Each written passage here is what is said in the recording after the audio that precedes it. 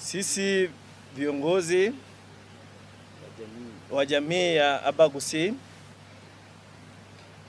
Nairobi hadi Kisii, leo tunakuja kukemea yaliyotokea Kisii Stadium, na tunasema kama viongozi hatuwezi kukubali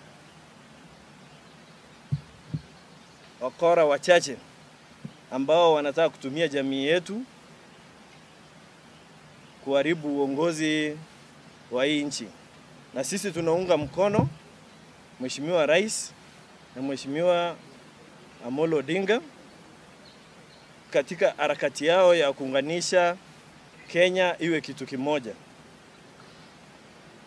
Na sisi tunaomba msamaha kwa niaba ya jamii yetu kwa yale yalitokea Kisii, na tukiapa ya kwamba sisi wote tuko nyuma ya serikali na muungano huu mpya wa broad based.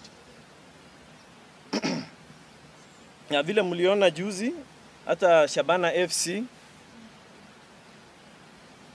ili condemn hii kitendo yenye ilifanyika Kisii.